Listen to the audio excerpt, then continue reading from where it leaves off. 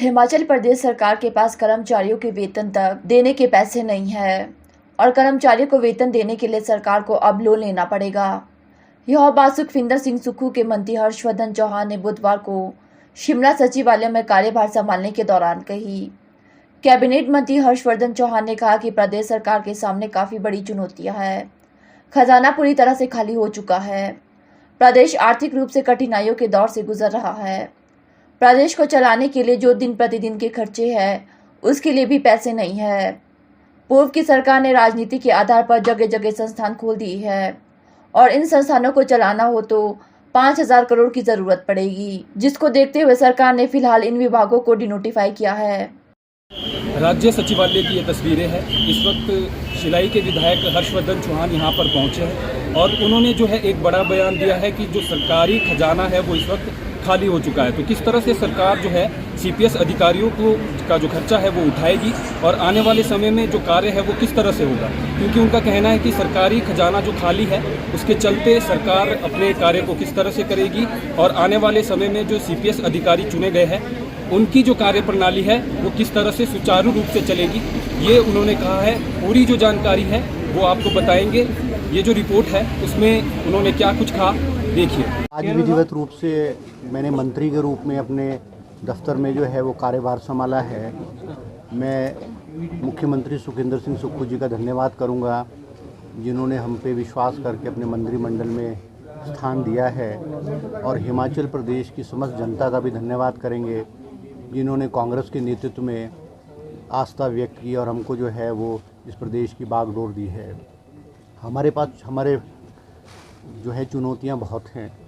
इस हिमाचल प्रदेश को आगे ले जाना एक बहुत बड़ी कठिनाई का दौर है।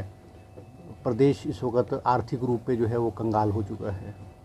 आज हमारे सरकारी खजाने खाली हैं और हमको इस प्रदेश को चलाने के लिए जो डे टू डे फंक्शनिंग है उसके लिए भी हमारे पास पैसा नहीं है। पूर्व की भाजपा सरकार ने राजनीतिक आधार पे संस्थाएं खोली, 900 के करीब संस्थाएं खोली हैं, जिसको सरकार ने डिनोटिफाई किया है। और अगर हम इन संस्थाओं को चलाते तो हमको 5,000 करोड़ रुपए सालाना जो है पैसे की ज़रूरत पड़ती है। आज हमारे पास सरकारी कर्मचारियों को देने के लिए पैसा नहीं है। अभी जनवरी, फरवरी, मार्च तक हमको 1-1 हज़ार करोड़ रुपया जो है वो सरकारी कर्मचारियों को देने के लिए लोन के रूप में उठाना पड़ेगा। आज प्रदेश के ऊपर 75,000 करोड़ रुपए का लोन है। अब बीजेपी ने जो है वो सिर्फ पॉलिटिकल आधार पे, पॉलिटिकल सोच पे सत्ता को किस तरह से हासिल किया जाए, वो एक इनका सोल मोटिव था। इन्होंने जो प्रदेश का हित है, प्रदेश के इंटरेस्ट हैं, उसकी जो है वो धज्जियाँ उड़ाई और सब कुछ करने के बावजूद भी हिमाचल प्रदेश की जनता ने इनको जो है वो ठुकराया है। आज एक बहुत बड़ा दायित्व जो है सुखविंदर सिंह सुक्खू जी और उनके मंत्रिमंडल की पूरी टीम पे है। उसमें नौजवान लोग भी हैं, साफ़ सुथरे लोग भी हैं, अच्छी सोच के और पढ़े लिखे लोग हैं। हम हिमाचल प्रदेश की जनता को आश्वस्त करना चाहेंगे कि जो रुका हुआ विकास है, जो भ्रष्टाचार चरम सीमा पे था और जो राजनीति के आधार पे जो रोटियों सेकने का जो है वो कार्यक्रम यहाँ चलता था, ऐसा नहीं होगा। पारदर्शिता होगी, भ्रष्टाचार को कम करने की प्रयास किया जाएगा और एक नई सोच से जो है हमारे जैसे मुख्यमंत्री जी कहते हैं कि हम जो है सत्ता का सुख भोगने नहीं आए हैं, हम जो है सत्ता परिवर्तन करने जो है आए हैं। बहुत सारी चीज़ें हैं जो चल रही हैं, एज इट इज़ चल रही हैं फॉर द लास्ट 50 ईयर। हम उसमें जो है वो परिवर्तन करने की कोशिश करेंगे, रिसोर्सेज मोबिलाइज़ करने की कोशिश करेंगे। सरकार की जो आर्थिक स्थिति किस तरह से वो हम कोशिश जो है वो करेंगे। आज बेरोज़गारी एक बहुत बड़ा समस्या है। हमने अपने घोषणा पत्र में कहा है कि ओपीएस को हम पहले दिन लागू करेंगे। 13 तारीख को हमारे मंत्रिमंडल की मीटिंग जो है वो 13 तारीख को 12 बजे हमारी कैबिनेट की मीटिंग जो है फिक्स हुई है और फर्स्ट हमारी कैबिनेट मीटिंग में जो है हम ओपीएस को जो है वो स्वीकृति देंगे। ओपीएस के बारे में जो है वो फाइनेंस डिपार्टमेंट ने वो प्लान जो है वो तैयार किए हुए हैं। ऑप्शंस हैं, 1-2-3 ऑप्शंस हैं। मंत्रिमंडल पे विस्तृत विचार करने के बाद और सरकारी कर्मचारियों की राय लेने के बाद जो है ओपीएस पे विधिवत रूप से जो है 13 तारीख को जो है वो मोहर लग जाएगी।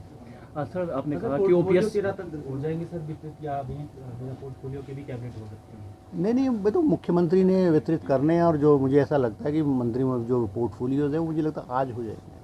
सर 13 तारीख को हमने कैबिनेट की बात की और आपने कहा कि कर्जे में हिमाचल प्रदेश है, लोन लेना पड़ेगा, कर्मचारी को पैसे देने के लिए भी नहीं है, तो किस तरह से रहेगा सर ओपीएस, क्योंकि सभी की नज़र अभी ओपीएस पे है और पहली कैबिनेट आपकी 13 तारीख को भी है। नहीं देखो, ओपीएस पे जो है इमीडिएट, तो ओपीएस पे हमको कोई फाइनेंशियल बर्डन नहीं पड़ने वाला ओपीएस पे, क्योंकि अभी तक जो रिटायर्ड लोग हुए हैं वो 13,000 कर्मचारी जो है 2003 से लेकर के अभी 23 तक 13,000 कर्मचारी जो है वो रिटायर हुए हैं।